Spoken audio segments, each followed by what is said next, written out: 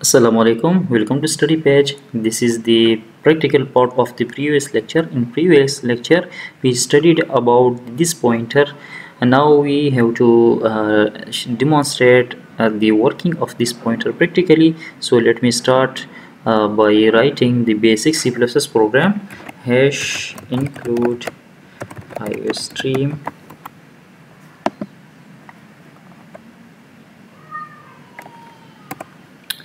hash include string using namespace std int main return 0. Okay, now let me take a class student and let me take two data members of the student, and these are string name and int age. Now this is the public part of the class. Let me take a student constructor. This constructor will take two parameters, string n and int a. Now जिस तरह हमने previous lecture में कहा था कि हर एक non static member function में this by default available होता है, and you can reference data members and member function of the class using this pointer. तो यहाँ पर नेम और एज हमारे पास इस क्लास के डेटा मेंबर्स है, और ये हमारे पास एक जो कंस्ट्रक्टर है this is non static member function, तो इसके अंदर हम दिस पॉइंटर को यूज़ कर सकते हैं. So this is a pointer, so this dot name assign n. इसी तरह हम यूज़ करेंगे this dot age assign a. ठीक है. सो दिस का यहाँ पर क्या मतलब है कि जब ऑब्जेक्ट क्रिएट हो जाएगा तो इसमें उसी ऑब्जेक्ट का एड्रेस होगा. तो हम इसका मतलब, इस स्टेटमेंट का मतलब ये हो गया कि उसी ऑब्जेक्ट के नेम डेटा मेंबर में एन सेव कर दें और उसी ऑब्जेक्ट के एज डेटा मेंबर में ए सेव कर दें. ठीक है. Okay. Similarly get void get student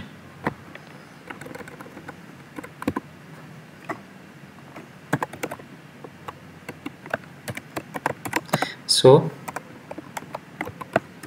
void get student, so cout name, और यहाँ मैं इस तरह लिख सकता हूँ this dot name और int l. Similarly cout age this dot age int l. ठीक है. सो हम दिस को इसी तरह यूज़ कर सकते हैं. Now let me take another member function and that will be a static member function. For example set student white set student, और इसमें मैं इस तरह करता हूँ कि यहाँ पर दो पैरामीटर पास करूँगा, स्ट्रिंग n और इंट a. ठीक है. और अगर मैं यहाँ पर दिस लिख दूँ, ठीक है, तो बाय थ्योरी जो हमने पढ़ा वो हमने पढ़ा कि स्टैटिक, अच्छा वो स्टैटिक, पहले इसको स्टैटिक बना देते हैं. ठीक है. हमने पढ़ा कि स्टैटिक मेंबर फंक्शन के अंदर हम दिस पॉइंटर यूज़ नहीं कर सकते. तो देखते हैं कि हमें कंपाइलर एरर देता है या नहीं देता. ठीक है. सो एज असाइन ए, हमने कंपाइलर ने हमें एरर देना चाहिए. अभी एक ऑब्जेक्ट लेते हैं स्टूडेंट का, स्टूडेंट फॉर एग्जांपल std, और इसके कंस्ट्रक्टर में पास करते हैं पैरामीटर सईद और फॉर एग्जांपल 30. ठीक है. तो सईद यहाँ पर रिसीव हो जाएगा और इस std दिस में अभी std का एड्रेस होगा. ठीक है. सो std के नेम एट्रीब्यूट में n से हो जाएगा और std के एज एट्रीब्यूट को a असाइन हो जाएगा. Similarly std dot gate student. ठीक है. तो ये फंक्शन कॉल होगा. और सिमिलरली फॉर एग्जांपल मैं कॉल करता हूँ यहाँ पर set student, again std dot set student, और आप अभी देखेंगे कि ये मुझे एरर देगा क्योंकि हमने दिस पॉइंटर यूज़ किया है इनसाइड स्टैटिक मेंबर फंक्शन, जबकि हम इस तरह नहीं कर सकते. प्रोग्राम को कंपाइल और रन करते हैं और अभी आप देखेंगे कि ये हमें एरर देगा और यहाँ कह भी रहा है कि this is unavailable for static member functions. Static member functions के अंदर हम दिस को यूज़ नहीं कर सकते, तो या तो हम इस फंक्शन को नॉन स्टैटिक बना दें या हम यहाँ से दिस को रिमूव कर दें, तब हमारा प्रोग्राम रन हो जाएगा। ठीक है, तो चले इसको हमने नॉन स्टैटिक बना दिया मेंबर फंक्शन को। अभी प्रोग्राम रन करते हैं तो अभी आप देखेंगे हमें हमारा आंसर मिल जाएगा। ठीक है, so name Saeed, age Akbar और अगेन नेम अकबर और नेम सईद और एज 30, अगेन नेम अकबर और as 20. So this is how we will use this pointer inside our class and inside non-static member functions. Okay, अभी इस तरह करते हैं एक और इसमें थोड़ा सा एडिशन करते हैं, और वो ये कि मैं चाहता हूँ कि हम दो स्टूडेंट को यहाँ कंपेयर कर दें एज वाइज कि कौन सा स्टूडेंट जो है वो एल्डर है। ठीक है, तो इसमें हम दो पैरामीटर पास करेंगे, दो ऑब्जेक्ट्स पास करेंगे, और अभी हम देखेंगे कि इसको हम किस तरह यूज़ कर सकते हैं। सो वाइड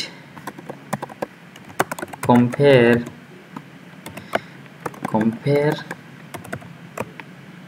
और यहाँ पर मैं पास करता हूँ स्टूडेंट। ठीक है, फॉर एग्जांपल S1, तो एक पैरामीटर मैं यहाँ पर पास करूँगा, एक ऑब्जेक्ट में पास करूँगा। मैं दो भी पास कर सकता हूँ। ठीक है, लेकिन दो क्यों नहीं पास करता तो अभी मैं बताऊँगा। ठीक है, तो एक ऑब्जेक्ट में यहाँ स्टूडेंट का पास कर रहा हूँ और इसको कंपेयर करूँगा दूसरे ऑब्जेक्ट के साथ। दूसरा ऑब्जेक्ट कौन होगा? जिस ऑब्जेक्ट के थ्रू मैं इस फंक्शन को कॉल करूँगा। ठीक है, तो एक वो ऑब्जेक्ट हो जाएगा, एक यहाँ पास हो रहा है, तो दोनों के दरम्यान में कंपैरिजन कर सकता हूँ। अच्छा, इसके डेटा मेंबर को मैं किस तरह एक्सेस करूँगा? इसके डेटा मेंबर को मैं विद डॉट ऑपरेटर एक्सेस करूँगा, लेकिन जिसके थ्रू मैं इसको कॉल कर रहा हूँ इसको किस तरह एक्सेस करूँगा? तो उसको मैं दिस पॉइंटर के थ्रू एक्सेस करूँगा। ठीक है, तो यहाँ मैंने S1 पास कर दिया, तो फॉर एग्जाम्पल यहाँ मैं लिखता हूँ if this dot age is less than या इज़ ग्रेटर देन, चले less than, if this dot age is less than S1 dot age. अभी देखें, सॉरी, सी आउट दिस, अगर फॉर एग्जांपल जिस ऑब्जेक्ट के थ्रू मैं इस मेंबर फंक्शन को कॉल कर रहा हूँ उसका एज जो है ये दूसरे से कम है, तो हम सी आउट कर रहे हैं कि for example cout this dot name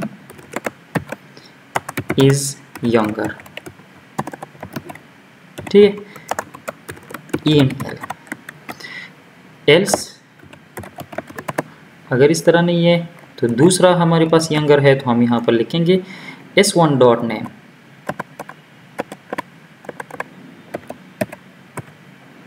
programme को थोड़ा सा दोबारा इस फंक्शन को एक्सप्लेन करते हैं। मैं चाह रहा हूँ कि मैं इस फंक्शन को यूज़ करके दो ऑब्जेक्ट्स को कंपेयर कर दूँ और उन दो ऑब्जेक्ट्स में जो स्टूडेंट यंगर हो मुझे उसका पता चल जाए।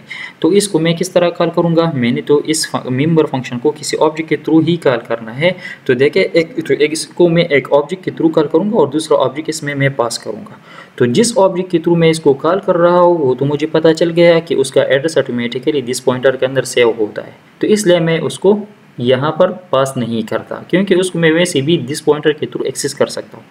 और दूसरा जो है वो मैं पास कर रहा हूँ, तो इसलिए मैं यहाँ पर इसको इस तरह कंपेयर कर सकता हूँ कि दिस डॉट एज मीन्स जिस ऑब्जेक्ट के थ्रू मैंने इस फंक्शन को कॉल किया है उसका एज, और इस जो मैंने पास किया है उसका एज मैं अभी कंपेयर कर रहा हूँ। तो अगर इसका एज कम है so this is the younger, this dot name इसी ऑब्जेक्ट का नेम आ जाएगा, और अगर ये यंगर है तो इसका नेम आ जाएगा। तो इसको हम यहाँ पर इस तरह कर सकते हैं कि यहाँ दो ऑब्जेक्ट्स ले लेते हैं। ठीक है, एक std हो गया, एक std1 ले लेते हैं और इसमें सेव करते हैं अकबर और फॉर एग्जांपल 20। ठीक है, तो यहाँ पर इसको मैं कमेंट आउट करता हूँ। ठीक है, और यहाँ कॉल करते std के थ्रू कॉल करते हैं std, तो दिस में std का एड्रेस होगा। ठीक है, सो std डॉट कंपेयर और इसमें पास करता हूँ std1। तो देखें अभी दिस पॉइंटर से मतलब क्या होगा? std होगा। अगर मैं std1 डॉट कंपेयर लिखता हूँ तो फिर दिस पॉइंटर का मतलब होगा std1। ठीक है। तो अभी std में हमारे पास 30 है और std1 में 20 है, तो हमें ये आंसर मिलना चाहिए कि अकबर इज़ यंगर। सो देखिए अकबर इज़ यंगर। अभी इस तरह करते हैं कि std1 के थ्रू इसको कॉल करते हैं और std इसमें पास करते हैं, ठीक है। मीन्स इस ऑब्जेक्ट के थ्रू हम इस ऑब्जेक्ट के थ्रू मेंबर फंक्शन को कॉल करते हैं और इसमें ये ऑब्जेक्ट पास करते हैं। तो अभी देखें हमारे पास ये स्टेटमेंट रन होगा, ठीक है, अकबर इज़ यंगर, ठीक है। तो आपके पास कहने का मकसद क्या था? कहने का मकसद ये था कि किसी भी नॉन स्टैटिक मेंबर फंक्शन के अंदर आपके पास वो ऑब्जेक्ट ऑटोमेटिकली अवेलेबल होता है यूजिंग दिस पॉइंटर, जिस ऑब्जेक्ट के थ्रू आप उसको कॉल करते हैं, ठीक है। So this was all about this pointer. अच्छा, इसके अलावा हमारे पास एक और जो हमने कॉन्सेप्ट पढ़ लिया and that was cascade member function call. तो कास्केड मेंबर फंक्शन कॉल के लिए इस तरह करते हैं कि मैं इस तरह करता हूँ कि यहाँ पर एक फंक्शन लिखता हूँ, for example void git name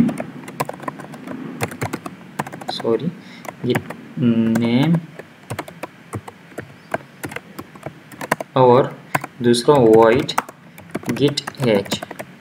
मैं चाहता हूँ कि मुझे नेम और एज रिटर्न हो। यहाँ मैं लिखता हूँ cout नेम इज